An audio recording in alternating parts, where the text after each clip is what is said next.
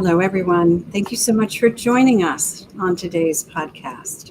I'm Maria Tomás-Keegan, your host, career and life coach for women. Now, I am passionate about a couple of things when it comes to working with professional women. And the first thing is helping you create a life and career that fulfills you, because you don't deserve to stay stuck where you don't belong. And the second thing is introducing you to fabulous women on this podcast who are resources for you.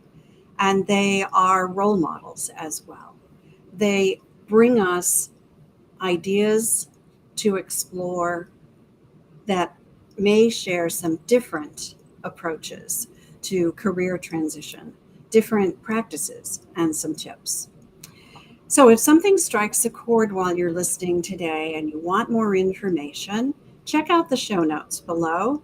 So that they will give you ways to connect with us, to follow us, to subscribe. And I'd love it if you would share a comment. Tell us what resonated with you most. So this conversation today hits my heart on several fronts, and it fits this podcast's mission to a T. We're going to talk about the delicate balance of being a professional woman and a caregiver, seeing a need and building a business around it, and the stigma around asking for help when we need it most. Because we must have open and honest conversations at home and at work about the impact that caregiving has on us, I invited Kelli Bradley to join us.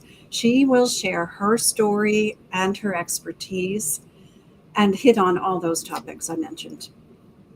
Kelli is founder and creator of The Devoted Daughter, an organization helping women find solutions to care for their aging parents. After landing the role of family caregiver, Kelli saw a need in her community to help others in the same boat. Her next professional endeavor, therefore, was owning and operating an in-home care company where she served hundreds of families over 11 years. Now, Kelli has a unique perspective on caregiving. It's the combination of caring for family members herself and then hiring, training, and managing a professional in-home care company. And those gave her invaluable insights. We're going to get to some of those today. She serves her clients through workshops, speaking events, and digital courses, and published her first book, Always Her Daughter, which is part memoir and part caregiver manual. So as a caregiver myself, I'm looking forward to having this conversation and kind of pulling back the curtain with Kelli. So she calls herself the accidental caregiver, and I get that. Welcome, Kelli. Thank you so much for joining us. Thanks for having me. I'm excited to be here today. It is my pleasure to have you. It is a conversation that I've been looking forward to because I have it with a lot of people because I am a caregiver myself, but you're a pro at this. So I would love for you to share the Cliff Notes version of your story and how you became an accidental caregiver.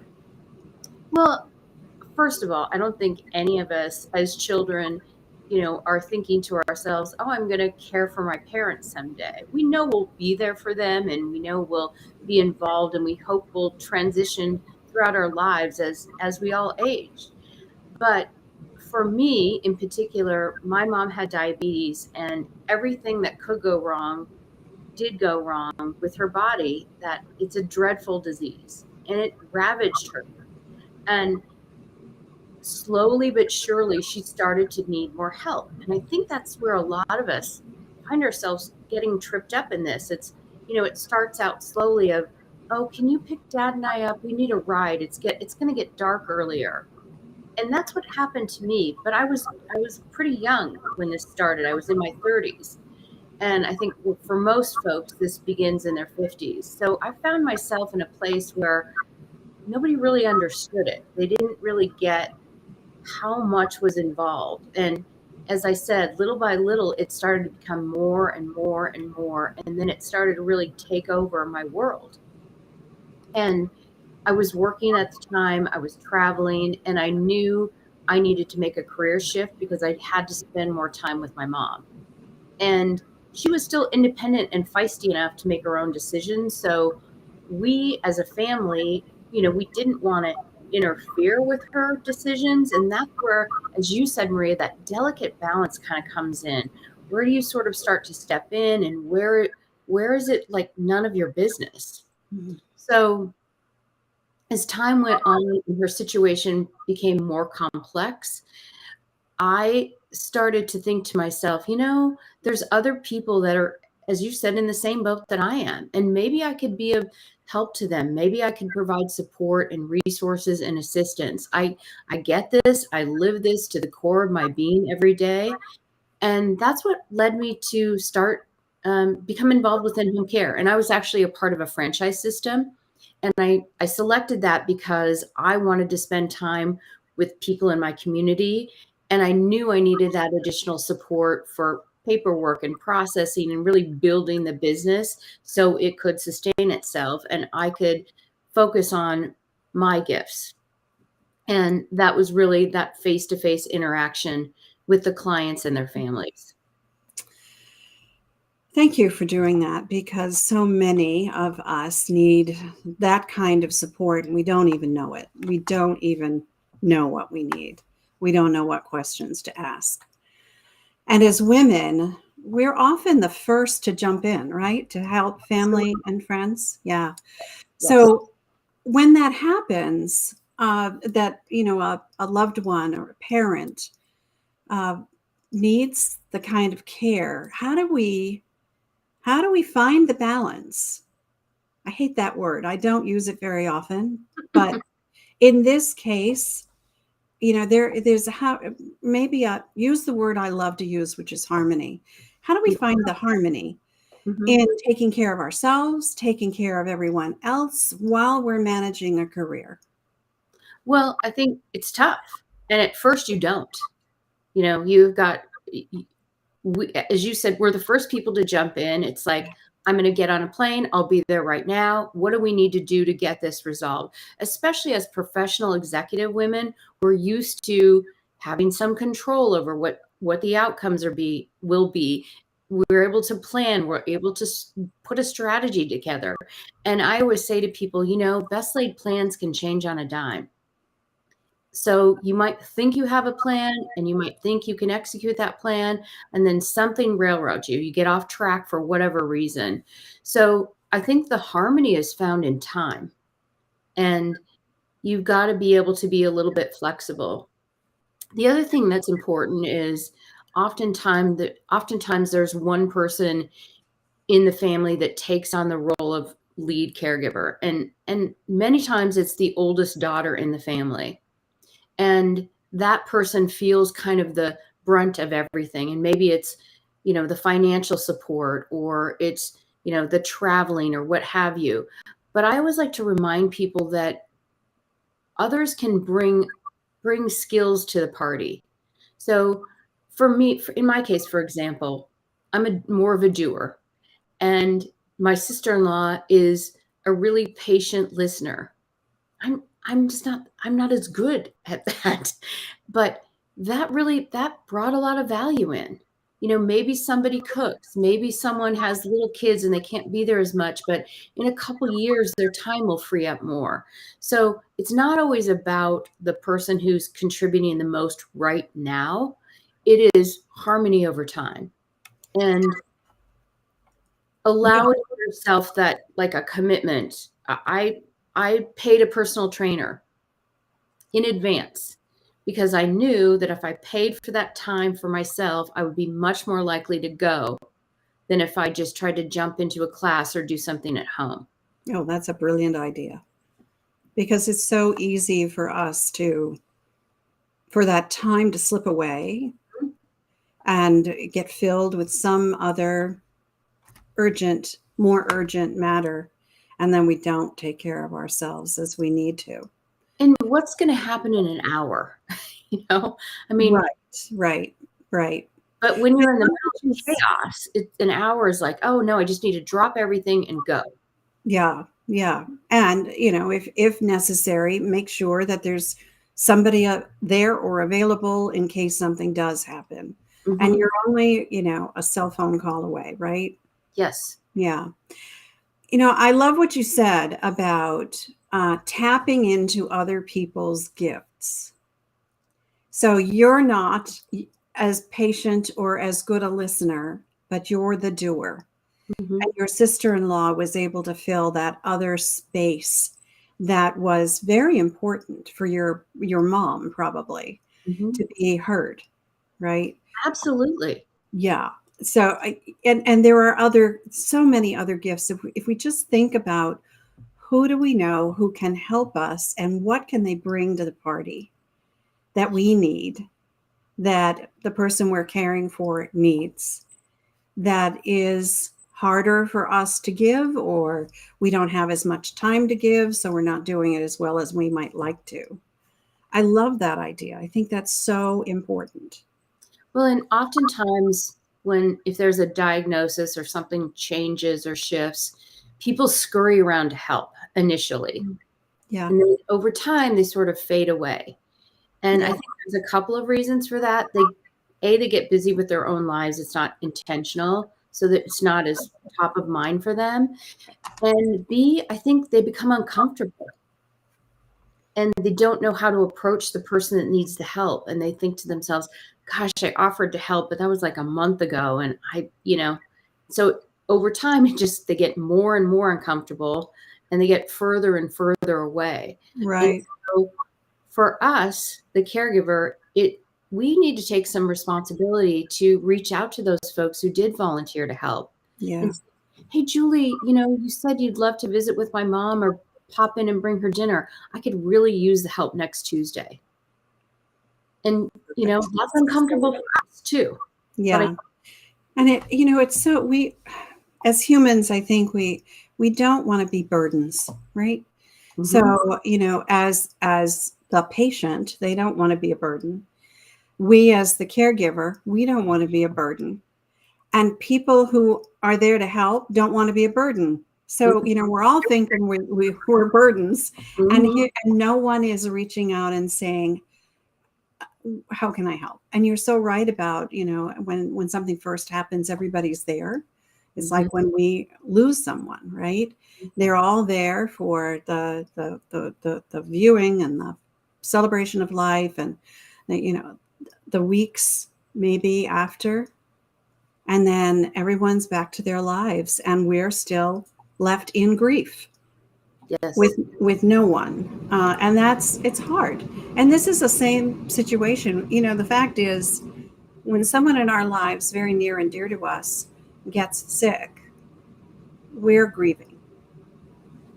We're in a state of grief, and also need we also need to be doing stuff, right? And it's that's another delicate balance, Yeah. finding the time to grieve for the loss of things as they used to be, right? Yeah. And we're fixers. And we're fixers. We Fix- are fixers. Yeah. All right. So let's talk a little bit about your experience while operating the in-home care company. I'm sure that you saw a lot of women going through daily struggles. Let's talk a little bit about what you saw and what advice do you have for us? So I think one of the biggest things is that the person calling for support is typically the oldest daughter in the family. That, we always, a majority of our marketing and our outreach was to that person because 9 times out of 10, it was that individual who was going to be calling and reaching out for help. It wasn't the person who needed the help. And that is a big bugaboo because your parents may agree to the help and recognize that they need the help, but it's tough for them to have somebody coming into their home. And the sooner you can get them accustomed to having somebody come into the home, the better. And that's where it's really important for families and in-home care companies alike to realize that this is a partnership. It's an awkward moment for a family to call me into the home and for me to sit down with them for 45 minutes or an hour, and then, a couple days later come back and introduce another new person into the home. And it takes time to develop that trust and that rapport and that relationship. But I say getting someone in there sooner rather than later is important, because as people age and their needs increase, or maybe they are diagnosed with a dementia related illness or heart disease or diabetes or something like that that starts to limit them in certain ways, knowing them sooner allows you to go with them on that journey, especially someone living with a dementia related illness. Yeah. Oftentimes they'll forget, they'll say things like, I want to go home. I just want to go home. And what you have to remember is you don't know what they're referring to.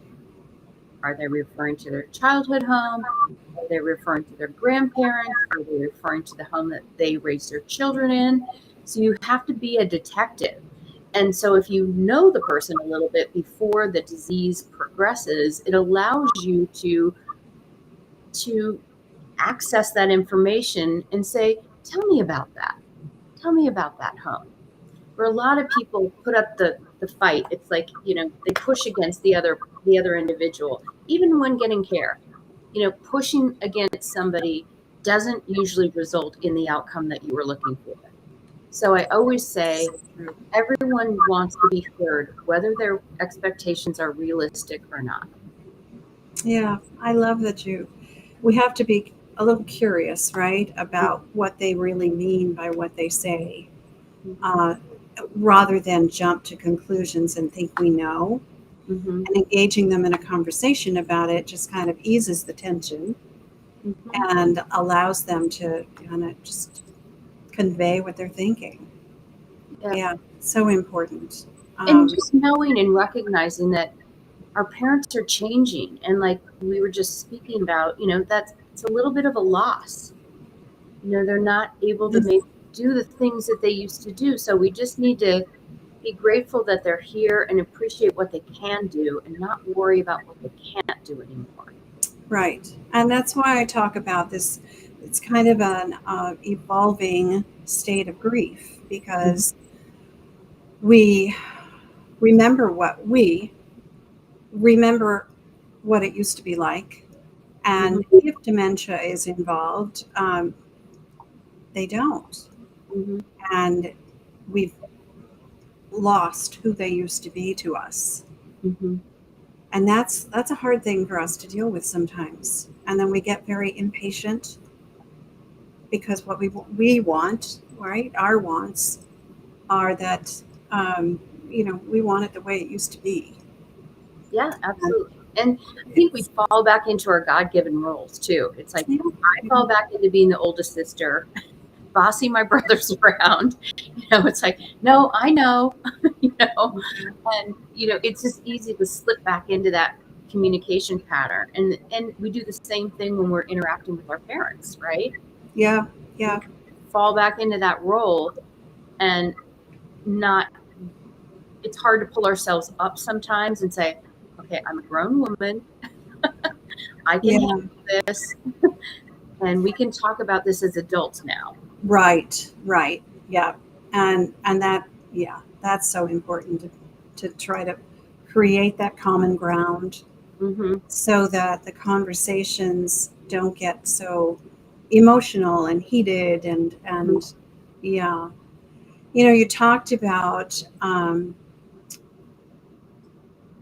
what if a loved one refuses the help. I remember when I'm caregiver for my husband, and a while ago now, about a year ago, he went into a real slump health-wise, and I needed help, and he needed help. And what the way I presented it to him, and thankfully his mind is perfectly fine. That's a blessing and a curse, by the way. But the way I explained it to him was that he didn't need the help. I needed the help. And he was very amenable when I positioned it that way. But this is not, I'm bringing help in to help me so that I have more time to help him. Mm-hmm. And that was accepted. So that might be another way that you can, Yeah, talk to them. every family is different. I mean, this is such an individual thing.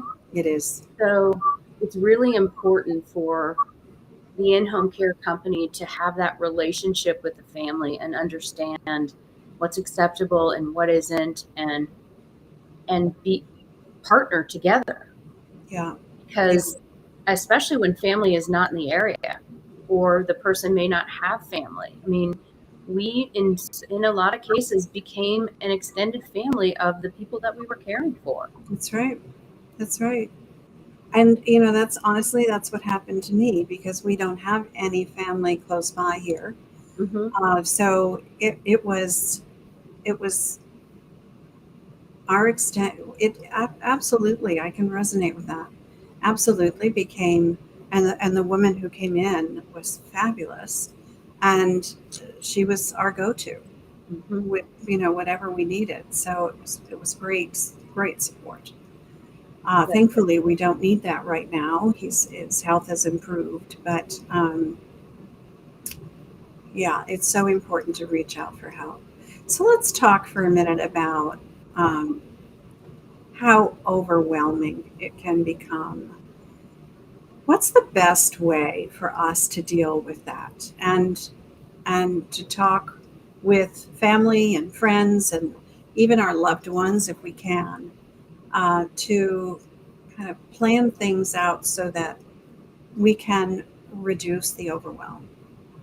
Well, 40% of people say they never plan to have this conversation with their parents. Of And course. the main reason they cited was, it's none of my business, and I'm afraid that I'm going to damage the relationship with my parents. And it's a conversation that is not a one and done. And I've heard families say, we're all going to be together over the holidays. Let's just sit down and talk to mom and dad. And that feels like an ambush to me. So, really, I think reducing the overwhelm starts with having small conversations and doing what I call landing the plane, which means you just ask a question and become silent and let them talk and start to figure out, what they're thinking, what their hopes and dreams are, what their wishes are. And as I said earlier, maybe that's not realistic, and that's okay.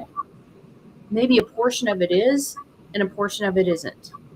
Yeah. But you have to really understand what's behind all of that. And the other thing that is really important about having these conversations is gathering information, because we all think, everybody's busy and doing their own deal and taking care of their own families. But what if something happened to dad when he was on a golfing trip, and the first responders called and said, your dad just had a heart attack. Can you tell us what medications he's taking? And you have no idea. So documenting and really sort of building a file of information, which is not always easy, because a lot of people are resistant to that. They feel like that information is private to them.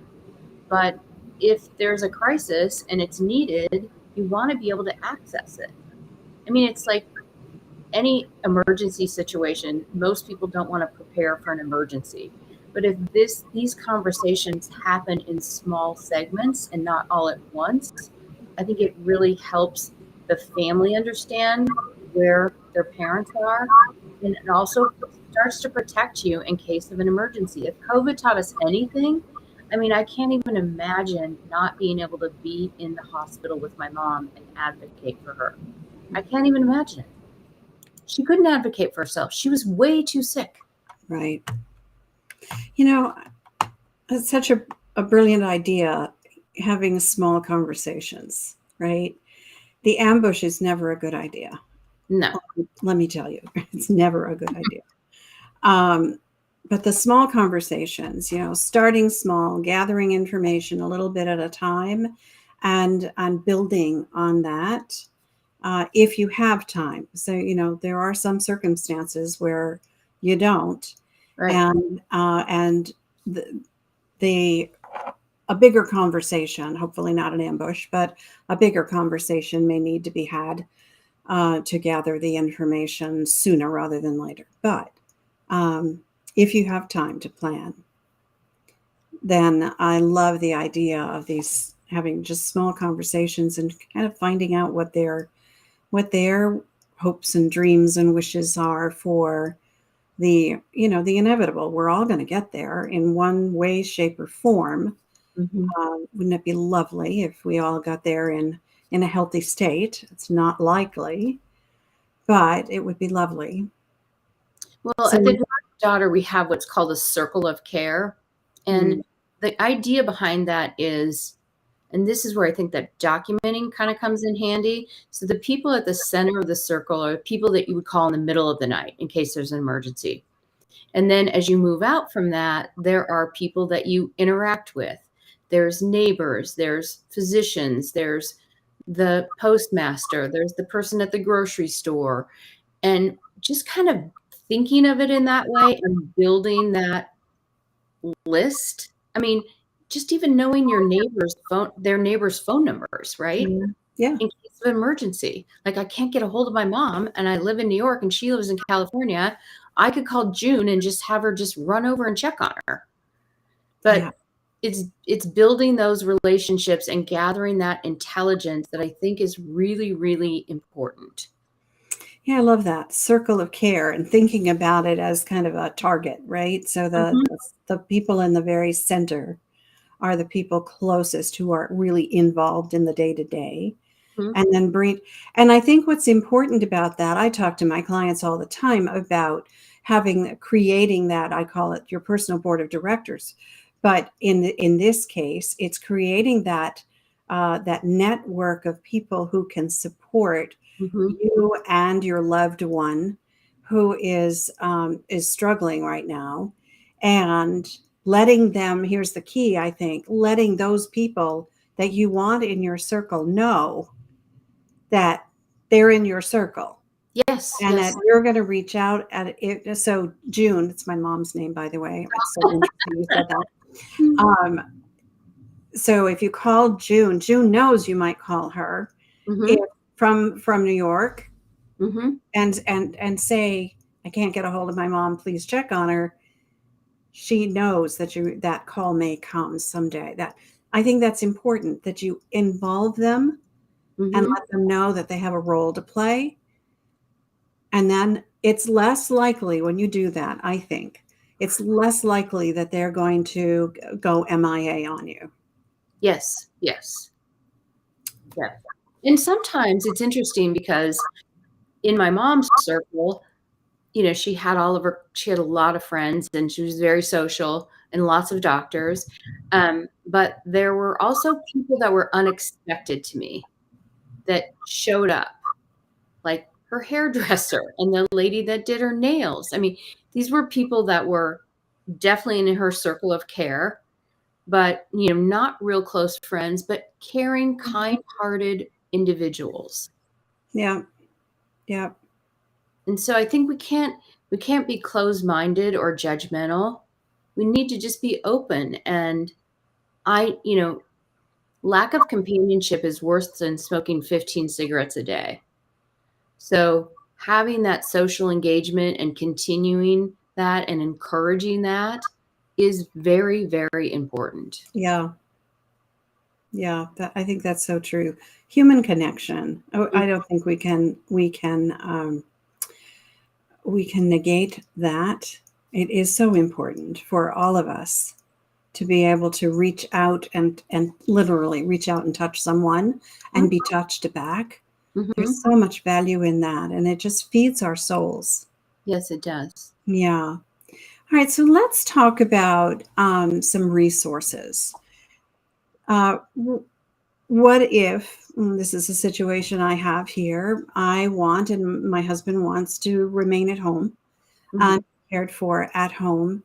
But we need resources for that. And then we need to understand what the long term possibilities are. So how do we plan for that, and what resources are available for long-term care and caring at home? Well, I think the first thing I want to say is that when you're dealing with an in-home care environment or home health, um, each state has different rules and regulations. So it's really important that you understand what can and cannot be done. So I'll just give you an example. In the state of Oregon, we have RNs that are on staff, and they can help caregivers with tasks of nursing. In the state of Kentucky, you're not even allowed to give medications. So it can be the care that's available to you can be very different depending on where you live. So that's like step one. You really need to understand that.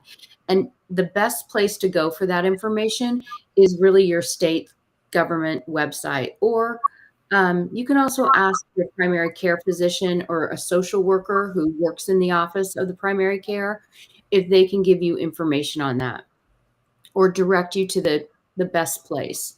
If an individual is a veteran, there are VA benefits available for in-home care or long-term care, and it's a process.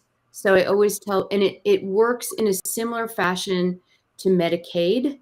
So it's a spend down benefit, but the best place to get information on that is from the VA officer in the county in which your person resides. In-home care can be paid for. I mean, it's primarily private pay. There are some benefits, some minimal federal benefits that caregivers can receive. There are also some states now. I think Washington State offers some pretty significant benefits and actually pays the caregiver for their time. So that's something that you could look into at the state level. You've probably seen a lot of ads about the Medicare Advantage programs that are now offering in-home care. And that's something that I would just say read the fine print, because my understanding is the care that's offered in those plans is very limited at this time. So it may be like 3 hours a week or something. It's not a lot. And then there are folks who have long-term care policies, so long-term insurance policy. And that's something that I always remind people to make sure that they have durable power of attorney, so that when they're trying to make these phone calls and get information on these policies, they can actually speak to the person who's giving them the information. Because it's super frustrating when you wait on hold for an hour and a half and then the person says, well, you're Mrs. Smith's daughter, but you don't have, you need power of attorney or I can't speak to you. Those policies also differ they vary widely. So it's important to get a copy of the policy and read it and know what you're dealing with. And those are the primary funding. And there are other smaller grants that could be available in cities or towns or what have you. And then just purely on kind of a social level, there are like senior centers or community centers that can offer support or guide you or point you in the right direction. But I think you want to, whoever you're bringing into your home, you want to vet them appropriately and make sure that, this person has the skills that you need. They've got the integrity, and that your individual is going to be safe at home. Yeah, absolutely. So I think the bottom line of all of that is do your research. Yes. And the sooner you do it, the better off you'll be. If you foresee this coming, it's the best time when there is no pressure. Mm-hmm. It's the best time to explore the options. If you kind of get a sense that this could be where you're headed. And very often we don't do that. We don't prepare in like that. So when it is upon you and you know that you're going to need these, still do the research, because it's so important to know, your point about long-term care policies, they do vary widely. And we have one for my husband, and I try to I tried to access it about a year ago when he was not doing well. And it was a difficult, some things came up that I wasn't aware of Mm-hmm. that they would not cover until, 120 days went by. Right. And it's not 120 calendar days. I won't go into the details, but we were surprised Mm-hmm. that the policy didn't cover what we thought. Mm-hmm. So, yeah, be careful and do the research, and research the people you're bringing in really carefully, really carefully. This is so. Nobody wants to have this conversation. It's a tough conversation to have.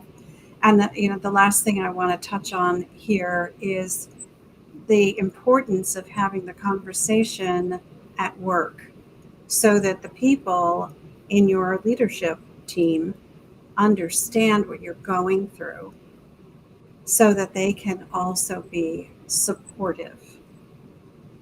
Yeah, because often we like create these silos in our lives, right? And we keep this caregiving role very private, Yeah. very close to the vest. And especially people who have a difficult or challenging relationship with the person they're caring for. Yeah. And, a lot of people they just don't want to go into all that at work. Right. So Right. it's uncomfortable. Yeah. Yeah. But the conversations, once you have them, once you kind of open the floodgates a little bit, they become easier to have. And keeping this to yourself, struggling in silence Mm-hmm. while you're a caregiver and you're not letting anybody at work know what's going on, and your work suffers as a result, there's there's no space, right, for them to understand until you tell them. So And so many others are going through the same thing. yes, yeah, I think, the person who has the courage to maybe, share will hopefully be able to help the next person yeah, feel comfortable in sharing or opening up. yeah. It's important to have these conversations. All right, Kelli, we end every episode with our segment on my guests' best tips and strategies for their area of expertise. That's why we call this show Tips for the Transition. So let's start with your first tip. What is it? So it's really, I said this during our conversation, but everyone wants to be heard. So landing the plane and listening, no matter how difficult it is vitally important. Yeah. It's communicating, right? Mm-hmm. It's leaving the channels open, Mm-hmm. asking probing questions and listening for the answers. Love that. All And right. showing up without judgment. Yeah. Oh, yeah. Yeah. Mm-hmm. So important. Mm-hmm. Okay. What's your next one? Start the conversation sooner rather than later. And as we said, it's the small conversations, Yeah. building intelligence, and without someone feeling like they're being attacked or ambushed. It's just information gathering so that, as time goes on, you have what you need. Yeah. Yeah. We've talked about some really important stuff. Do you have a third tip for us? I think it's really just do your homework, as we were just talking about. Get the research done, because as you said, if you start that process in the middle of a firestorm, it's going to be much more difficult. And those, gathering insurance information and long-term care information, it can be, I can't tell you how many times I've just said to my clients, just let me do it for you. Just let me sit the phone. Making decisions like that under such duress Mm-hmm. doesn't bode well for making a sound, well thought out, well researched decision. Mm-mm. Yeah. So we're most of us are probably going to go through this in one way, shape, or form in our lives. So knowing what to prepare for now, just thinking about it, gathering some information now before anything happens, having little conversations now, not a bad idea. Yeah, just small steps. Yeah. Just start to take the small steps. Yeah. Before you become an accidental caregiver. Yeah. Correct. Yeah. Yeah. Oh, Kelli, I really appreciate your being here and sharing your expertise and your insights. This has been, I think, a very valuable conversation. I hope for a lot of people who are maybe not having those conversations, and they maybe will be inspired to do that now. So I really appreciate your being here. Thank you so much. Yeah, thank you. It was great. And I would love to, I'm sure there are other people who are going to want to reach out to you. What's the very best way for them to do that? Through the website, and it's devoteddaughter.com. TheDevotedDaughter.com. I love the name, The Devoted Daughter. Yes. Yes, you are. Thank you. Kelli, thank you so much. I really appreciate You're welcome. Have an awesome day. Yes, thank you. Mm-hmm. And for those of you who are watching and listening, I really appreciate your being a part of this community. So if you enjoyed this episode, if you got something out of it, please leave us a comment, share what resonated, or click a star if there is a star rating where you're watching or listening. We'd love to hear from you. I love creating and sharing resources for professional women. I said that at the top of the show. Those women who may feel stuck in their careers or in some aspect of their lives. So if something in this episode resonated with you, it struck a nerve, it raised a question, and you would like to chat with someone about it, reach out and let's have that chat. You'll find links to find Kelli and me in the show notes below. And I invite you to continue this conversation in my private Facebook group called the Career Transition Roadmap. You can find the link for that below as well. So join me next Wednesday for another inspiring conversation with a fabulous woman guest. Because you know what? I believe it's our time to thrive. So let's thrive together. Until next time, I'm Maria Tomás-Keegan, helping you turn transition into triumph.